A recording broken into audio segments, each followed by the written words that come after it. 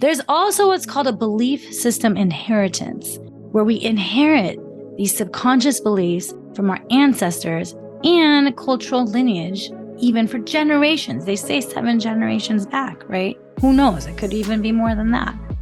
For instance, if there's this belief that I have high blood pressure, or I'm going to have high blood pressure or a heart attack or a stroke or something, diabetes, whatever that may be, because it's in my family, it's going to get passed down to me and to the future descendants of this future generations, when in fact, it really is that subconscious belief in the reiteration of inheriting such diseases is what ends up getting passed down. Welcome to the Life is a Healing Journey podcast by yours truly, Anuschka, with a C.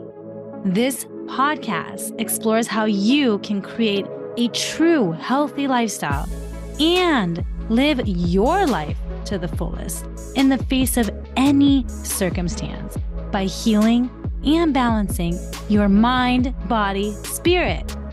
If you are someone that's been dealing with disharmony in any area of your life and you are committed to seeking harmony, this podcast is for you. Let's start healing.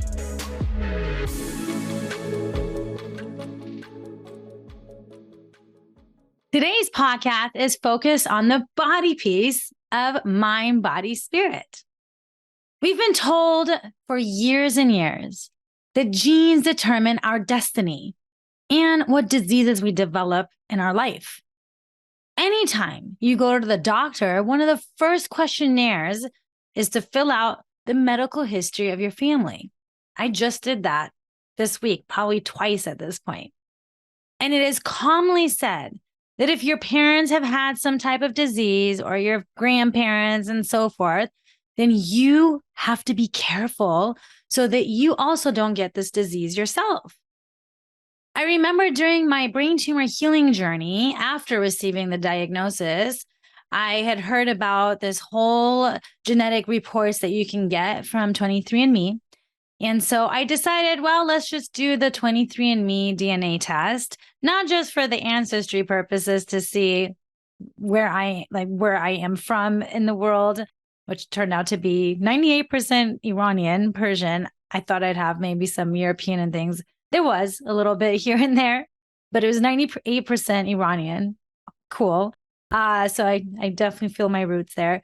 But also I wanted to get the actual DNA, the part where it's all the genetics, like report of all the genetics, because people were talking about, you can determine what things you can get or not get all based off genetics. And so I received this report. Of course, it was so much data. And then shortly after, I started learning about this concept of epigenetics. And then that whole report just became a moot point for me. I just stopped looking into it. And I started learning more about epigenetics. Apparently, it was first discovered or talked about in early as 1800s. It was crazy. But it wasn't actually introduced as this term of epigenetics until 1942 by an embryologist named Conrad Waddington, I believe. Waddington. That sounds more right. And so it got this term of epigenetics in modern biology in 1942. That's quite a long time ago, honestly. Yeah, most people still really don't know much about it. And most people I talk to and ask, hey, have you heard of epigenetics? Usually they look at me like, no, what's that? And really what epigenetics is, it's the study of how your behaviors and environment can cause changes that affect the way that your genes work. And unlike genetic changes, epigenetics changes are reversible. So it's actually saying that we are able to, in a sense, be somewhat in control of our genes and not victims of our genes. Now, this doesn't mean it changes your DNA sequence, more so how they can change the way your body reads a DNA sequence. It is the study of stable changes in cell function that do not involve alterations to the actual DNA sequence. And so if you look at it in terms of Greek prefix, so epi, right, being a Greek prefix, Epi means above or in addition to or on top of. And so when you look at that, it's above the traditional genetics, right? Epigenetics, above genetics, and which is genetic basis for inheritance, really, right? Now, I initially learned about this concept from, of course, the one and only Dr. Bruce Lipton, who you are going to hear me reference a lot because I'm a fan. What can I say? And according to Lipton, a minimum of 1/3 of all medical intervention is a placebo effect. This is according to Bruce Lipton. And that really is the result of the positive thinking and not the drug itself. We all have heard of placebo effect. It's something that's used in modern science in terms of, for instance, like a sugar pill versus an actual pill. And then you notice that placebo effect based on that positive thinking. What tends to happen is they end up healing because they believe that they're taking the pill for it, right? And so what he says is that a lot of what we actually end up healing from is the placebo effect, even with the drugs. And on the flip side of the placebo effect, it comes from negative thinking, which is called the nocebo effect, which is equally powerful in regard to affecting your biology as is the positive thinking, but in the exact opposite direction, which, by the way, prognoses are considered a nocebo effect because you can't predict the future. And it creates this negative thought of, this is how much time I have, my life sentence, right? More on that on a later episode, because I have lots of passion when it comes to talking about this placebo, nocebo, and would definitely want to focus on that in a whole episode. Now, Lipton explains that there is a great resistance from the pharmaceutical company against this idea of epigenetics. Because really, epigenetics requires a healing from the consciousness, the subconscious mind, right? So it's nothing external to us. It means that we can do it on our own. Now, you might need to work with someone because you don't know how. That's different than taking a pill, right? And so it's something that he says the drug companies can't sell for any price. So it's not something they want to really encourage in a sense, or really acknowledge more than anything. And he continues to say that the influence of the pharmaceutical companies is absolutely enormous, which we've seen as well. Now, of course, there's benefits there. We can definitely benefit from that in times of emergencies and urgent care. And it's also something to look at as not necessarily all the time can that be the most beneficial thing. And also he continues to say that their refusal to accept epigenetics is the main reason that many people have not heard of it. It's not something that's really acknowledged and talked about. So here I am sharing about epigenetics because I truly believe in the power of epigenetics and how we can change and shift ourselves with our subconscious mind. Lipton was actually on faculty of a university, the University of Wisconsin School of Medicine. And down the road, he performed groundbreaking stem cell research at Stanford Medical School. So he actually was at medical school and at one point was a professor.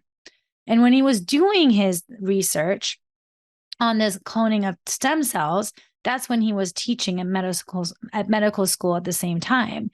He states that genetic determinism was favorable belief at the time and regulating not just our physical structure, but our emotions and our behaviors as well.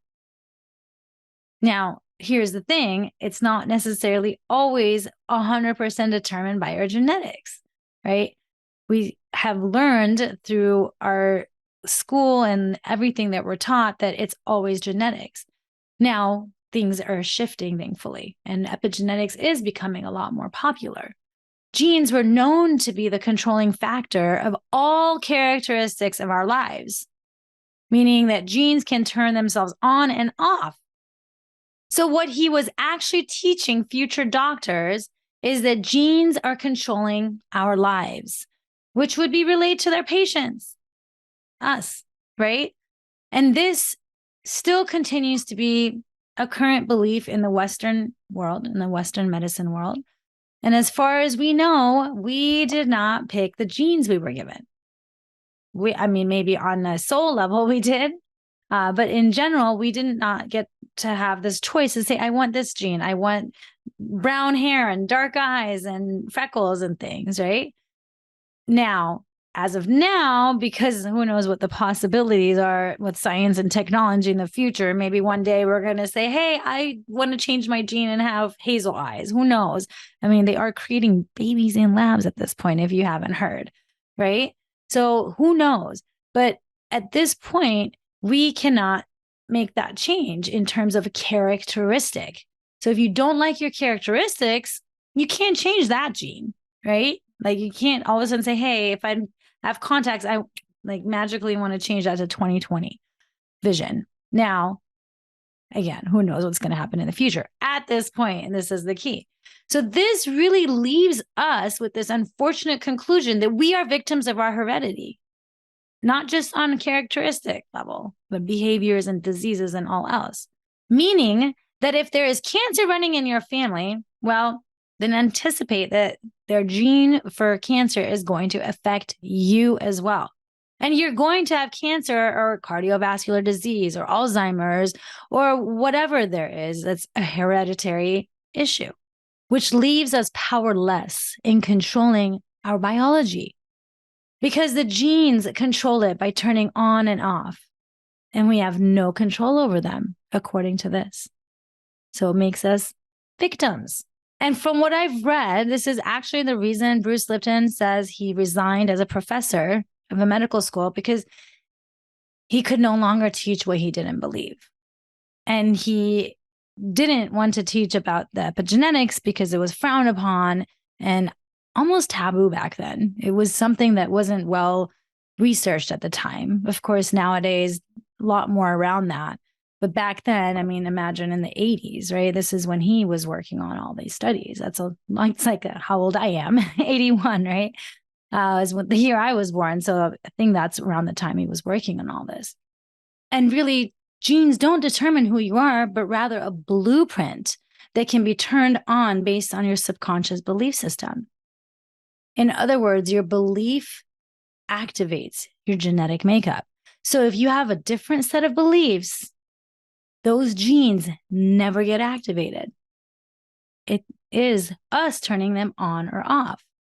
There's also what's called a belief system inheritance, where we inherit these subconscious beliefs from our ancestors and cultural lineage, even for generations. They say 7 generations back, right? Who knows? It could even be more than that.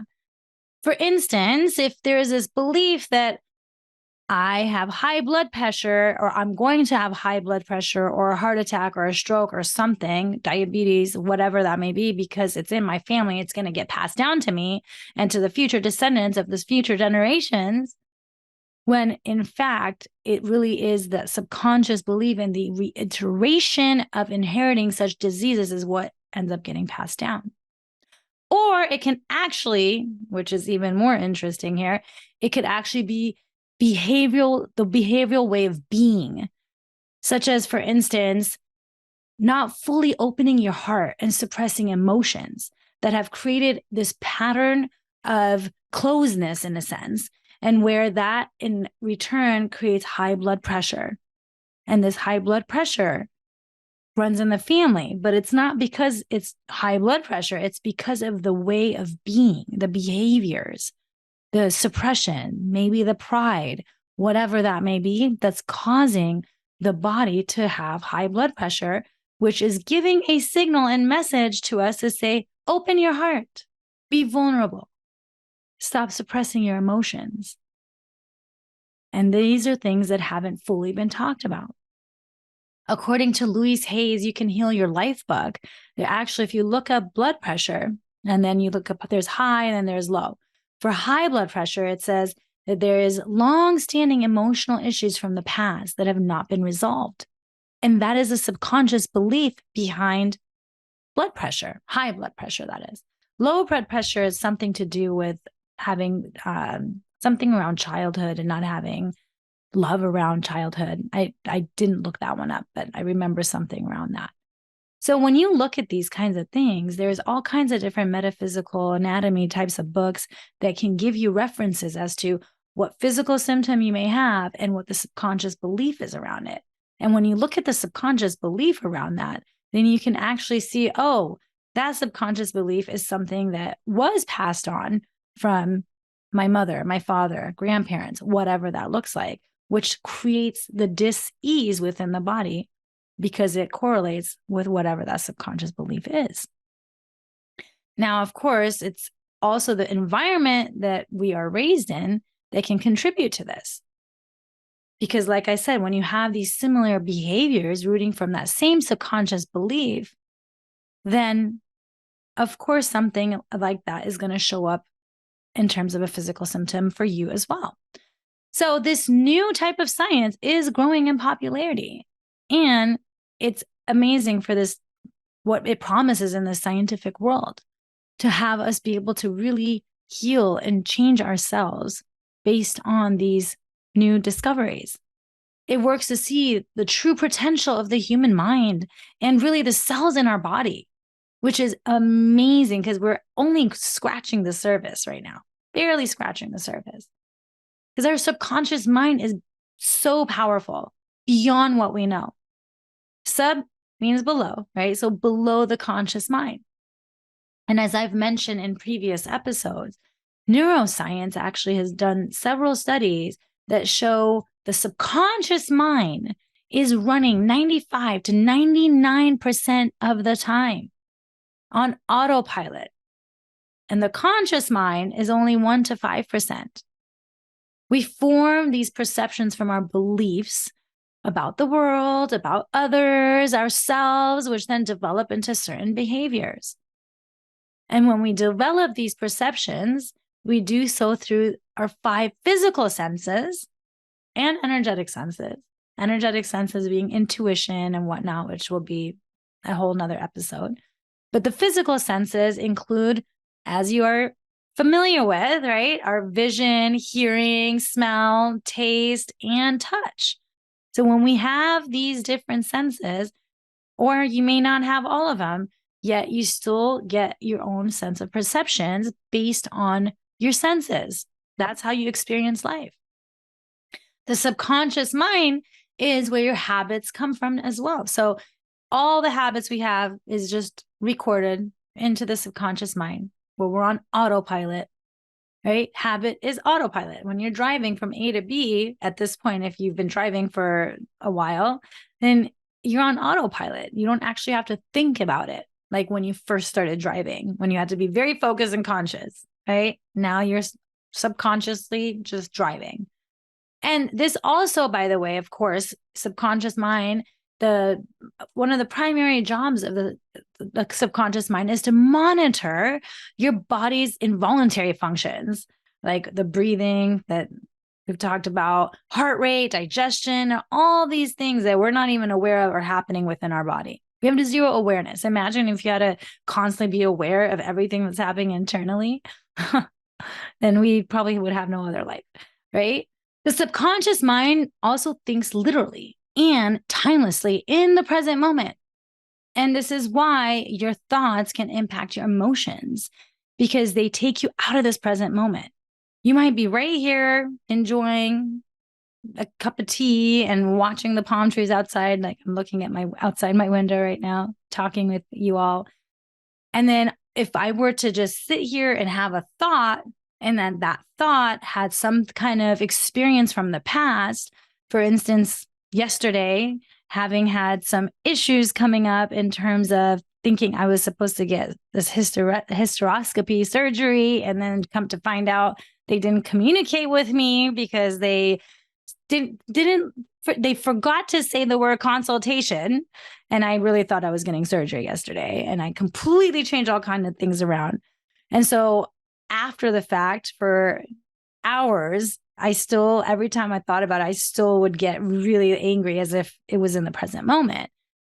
That itself is the conscious mind triggering the subconscious mind, right? This is not the subconscious mind at work. This is just the conscious mind causing these emotions to impact you in this present moment because something gets triggered as if it's happening right now.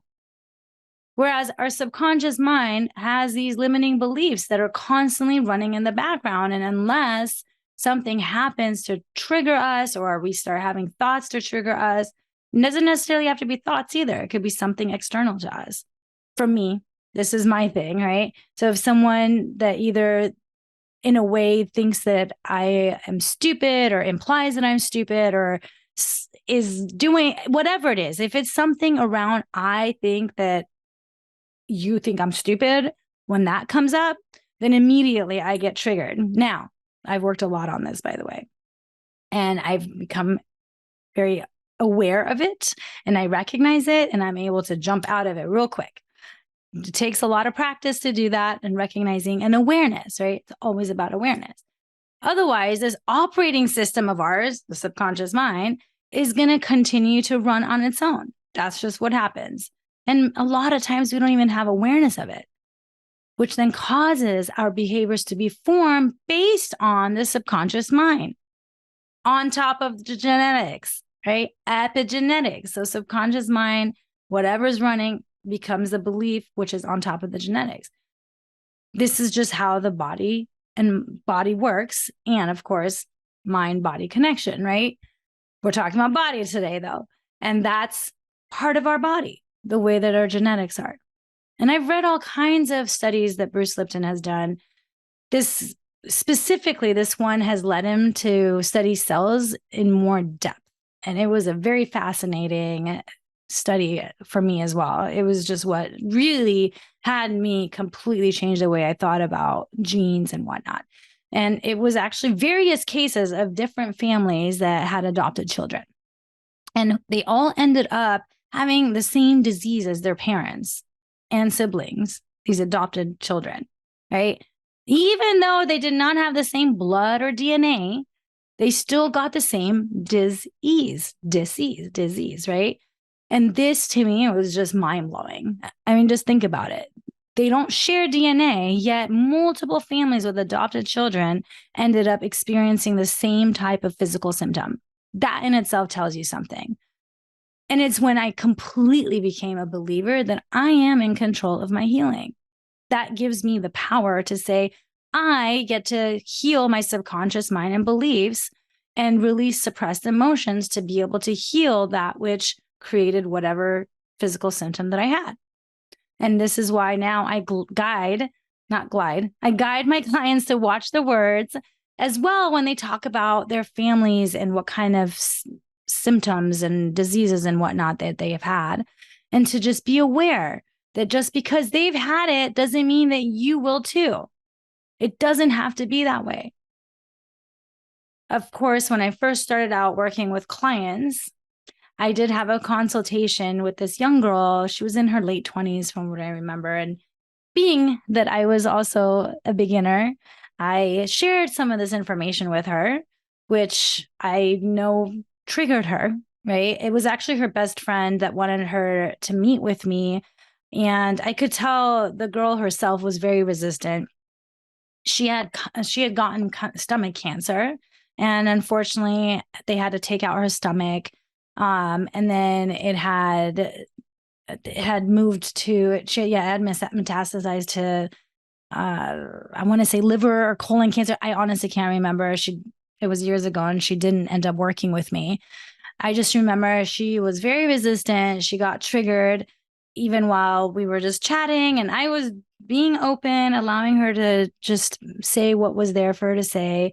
She did open up to me, and she did actually express that both her grandma and mom had passed from stomach cancer, I believe when she was a baby or really young with her grandma, and then I think like 9-10 years old with her mom, which is, of course, so devastating to hear.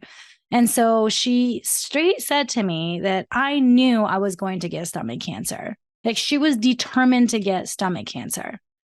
And when I told her this whole everything here that I'm sharing with you about epigenetics and healing, I actually mentioned that it's possible to heal based on what we do with our lives. And I remember she hung up on me. I talked to her best friend afterwards, and she apparently just got really triggered. And I felt horrible. I felt so bad because I didn't realize that this is just something that I need to ease into having a conversation on, especially with people that are dealing with this kind of diseases, because they believe, now this is what I realized later, because later on I realized that they don't want to believe that it's possible to heal from something that a parent or grandparent or a loved one had, because then that means that whoever it is that passed from the same disease, then they could have healed. And it can trigger them to think, then why wouldn't they have healed? And instead, in a sense, like from in the background, this is all very subconscious, non-aware, right? And it creates this, then they abandoned me and they could have healed. Like, how could that be? So it's a lot easier to blame or be angry than to take this path that takes a much deeper healing work. And a lot of people just, it's tough. I get it. It's not easy doing this deep healing work, the shadow work, and really working through those subconscious beliefs. And I always say, your life is worth it. My life was worth it. As much as I cried and screamed and who knows what things I went through, I did it for my life, to still live and be here now, sharing all my experiences and what I've learned through this process and healing journey with you all. This was a part of the life is a healing journey, right? There was also this other study that was really fascinating, that was done by neuroscientists with mice, where they gave a group of mice lavender and then shocked them. Now, of course, I don't care for these animal studies, but it's just, sometimes this is like what we learn from. And anyhow, I found this one interesting, so I wanted to share it. And so later they did what they did after the fact is they just had these mice smell lavender, just the same group that were shocked, just have them smell the lavender without the shock. And they experienced the same body flight reaction as when they did get shocked. And what was even more mind-blowing is that the children of those mice and even their children had the exact same reaction when just smelling the lavender. So just a shock, and then boom, that happens. And then look at how that program continued to go down in future generations. And this can be reprogrammed, at least in humans. I don't know how to do that with mice, but with humans, we can reprogram our subconscious mind. Our subconscious mind begins programming from the moment that you're in your mother's womb in the third trimester until you're 7 years young. And like a sponge, that subconscious mind is absorbing everything around you that entire time. Of course, after 7, not to say that things don't happen, you still get programming of the subconscious mind with traumatic events and things like that, of course. And during those first 7 years, it is primary time for the subconscious mind to just be shaped. Dr. Bruce Lipton actually describes this case in his book, which is about an embryo. And it's the biology of belief. So a lot of these cases, by the way, are in the biology of belief. And they're just very fascinating because, again, he's a cellular biologist that has done extensive studies on all kinds of different behavioral patterns and whatnot. Now, this study was specifically of an embryo that's growing in a violent environment inside a mother's womb, which causes, now this violent environment causes these signals to be sent for the genetic development of that fetus. And what happens is the skull of the fetus begins to thicken. So it creates this thickening of the skull to protect itself from any violence that may be coming its way, all based on what the mother is experiencing in the womb. And this is some of the studies that he describes where how much it impacts us, how our environment really impacts us and shapes us. Now, This is not about blaming your parents or what happened to you with your parents or their parents even, because there's only so much we know. We're growing. Every generation continues to grow on a conscious level. And really, it's just is what it is. And besides, I truly believe our souls have chosen the path and the lives and our parents to grow and ascend to the next level. It really more so, it's about recognizing that you can truly do something about your life independent of your childhood. You can take your life and completely change it around. And even before you were even born, things could be happening. There's a reason why, sad as it is, sometimes you'll see babies that come out and have diseases at a very young age. My holistic healer was one of them. And she describes that her mother tried to abort her several times, didn't want her. And she comes out of the womb with all kinds of diseases and literally was told she was going to die by the time she was 18, until she took it into her own hands and started doing all kinds of holistic healing. And now she works with people like myself when I went through everything, as well as with my fertility journey. I've been working with her as well, right? So every person has some kind of path here.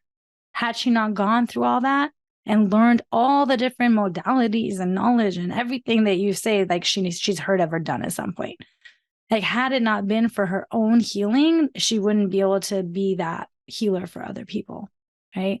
And so that's why it's really crucial to start looking at yourself and seeing, what can I do? Because you are not a victim of your genes.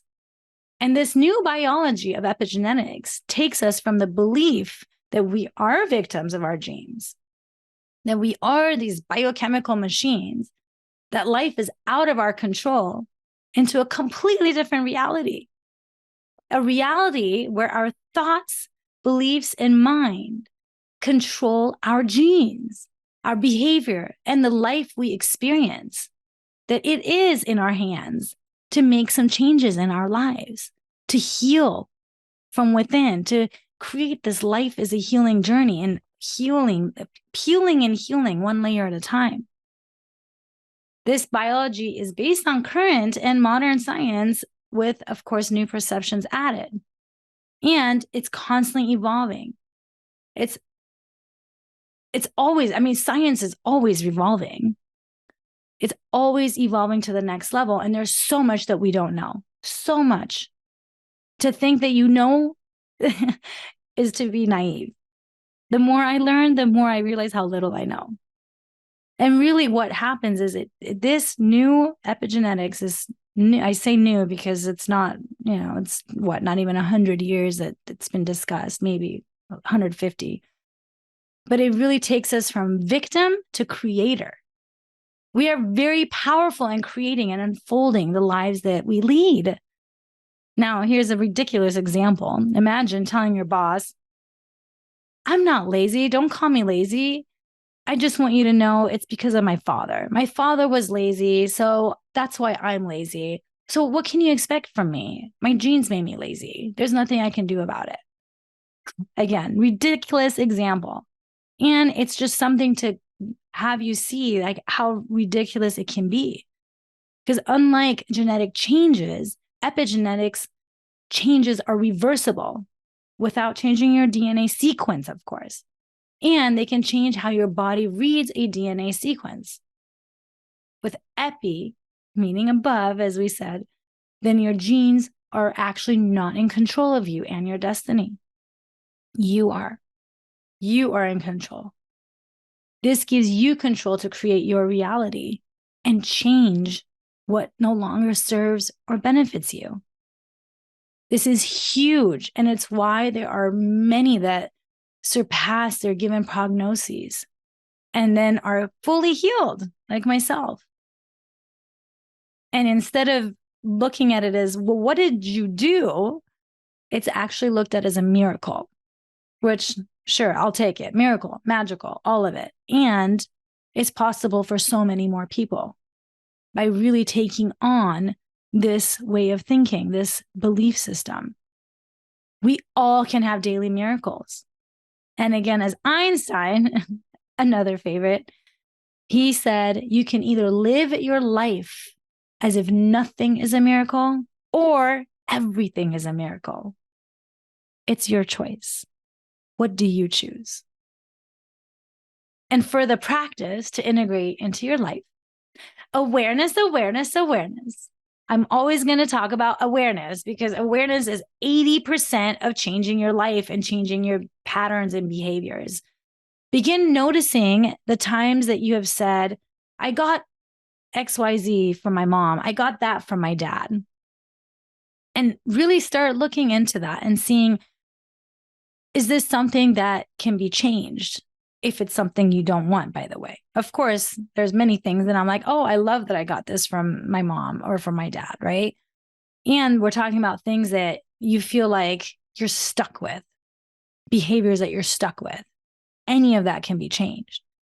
It could also be, or something is running in my family. I need to be careful because a lot of times I hear like heart disease runs in my family or cancer runs in my family, right? Any of that. It could be even things like to do with your digestive system, any of it. Digestive system, the colon, for instance, is holding on to your past. So if that's something that runs in the family, it might just be that your colon, right, is like an indicator of the past. It might just be because people in your family have been holding on to their past. Who knows? There's a lot of things that can come about, right? And if you look at it that way, if you did get something from your family, then you can ask yourself, is it something that was caused due to a behavioral way of being? Like I said, holding on to past, not letting go of the past, getting still emotional about past things. And if it is some kind of dis-ease or illness or disease, even something like I said, like a digestive system, then really you can look and see, is it based off the environment that, again, the environment behavior that I was raised in? Some of these might be beneficial to look at more so deeper when working with someone else, whether it's myself or anyone that you can see that is familiar with this type of work, to really be able to dig deeper. Sometimes it's not easy seeing those blind spots. I know myself, I have to do that at times.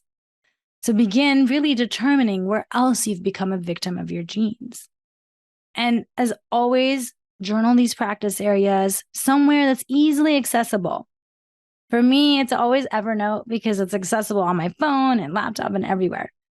Some people prefer notepads, whatever works for you, but keep it somewhere where you can easily have access to it. Otherwise, the ego will easily shut it down and you'll forget, because that's what the ego does. It wants to protect you. Subscribe to not miss next week's episode focused on the spirit piece of mind, body, spirit. Thank you for listening to Life is a Healing Journey podcast.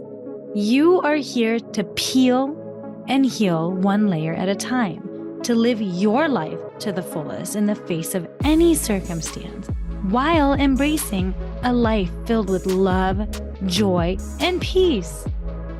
If you are in disharmony in any area of your life and truly desire to be in harmony and committed to elevating your health and well-being, I'm one click away. Find me at healingwithanuschka.com. And remember, that's Anuschka with a C.